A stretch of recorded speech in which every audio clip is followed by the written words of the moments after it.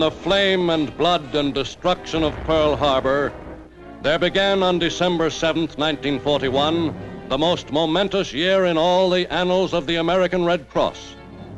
A year in which the Red Cross has met with high honor the supreme test of its history. The Red Cross was ready at Pearl Harbor.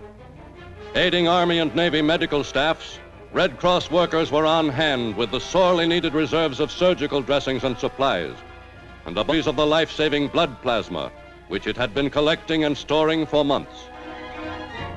Through combined efforts of doctors, nurses, and Red Cross, more than 96% of Pearl Harbor's wounded were saved.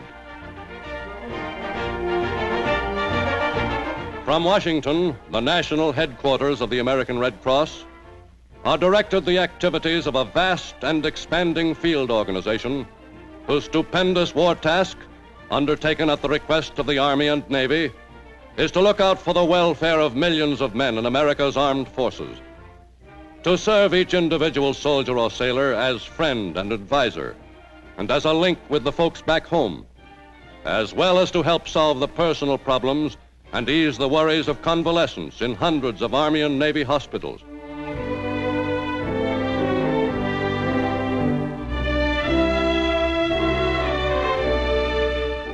Backbone of the American Red Cross are its 30 million members, citizens of every community in the land.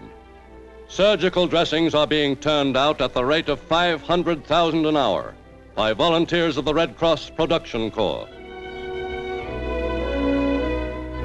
To those held as prisoners of war have gone 1 million packages of food and other supplies for distribution through the International Red Cross at Geneva. The Volunteer Motor Corps, whose personnel is made up almost entirely of women, has been tripled since Pearl Harbor.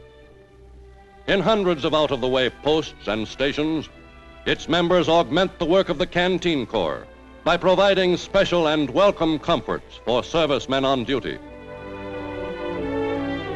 Delegated with the responsibility of enrolling 3,000 nurses a month for service in the Army and Navy, the Red Cross is meeting the inevitable shortage of nurses on the home front by training 100,000 nurses' aides to take over hospital routine.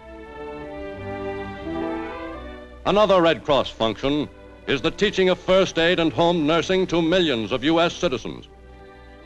Outstanding project of the Red Cross on the home front is its blood donor service, the largest undertaking in all medical history. The Army and Navy have called upon the Red Cross for an increased quota of 4 million pints of blood in 1943, which means that more than 75,000 donations must be collected each week. The Junior Red Cross has produced 500,000 garments for refugee children and turned out 3 million items like comfort kits and games for American fighting men. With the embarkation of the first of the new American Expeditionary Forces, the Red Cross was called upon to assume a new responsibility: to provide for the welfare and recreation of huge armies of Americans on duty in strange lands, far from home. Today, in countless combat areas around the world, the Red Cross has set up its field offices. Here, a serviceman can take his problems to the field director for help and advice. To carry on all the diversified activities of the Red Cross requires field directors whose personal qualities can command the confidence and respect of the men. Almost anywhere Americans are stationed, they can find through the Red Cross the kind of entertainment they like best.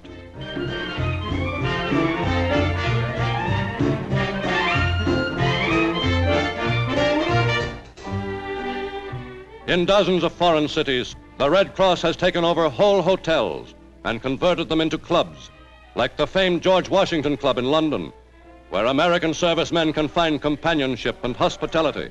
And the skies are not cloudy all day.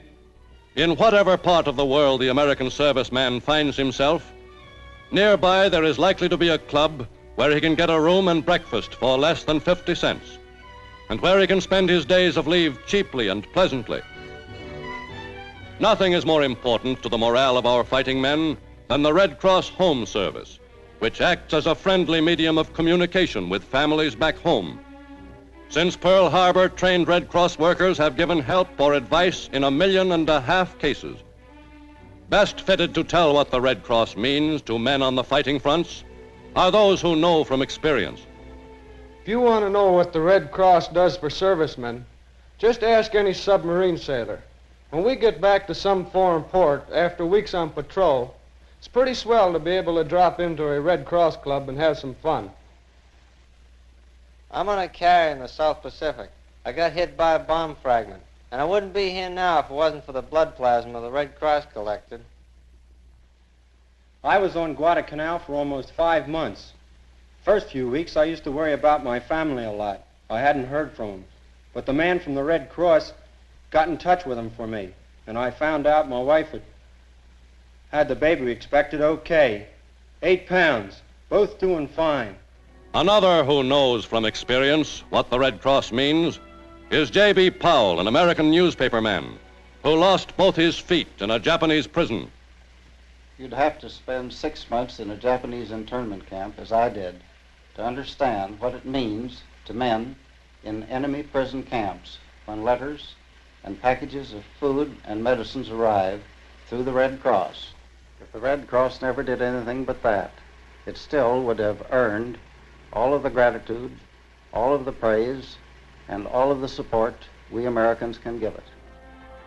With pride in its record since Pearl Harbor, the Red Cross submits its report on its first year of war and pledges itself that in the future, wherever it may be needed to serve the armed forces, in the Mediterranean or the Pacific or at home, in Africa, the Far East or Europe, there will be found the American Red Cross.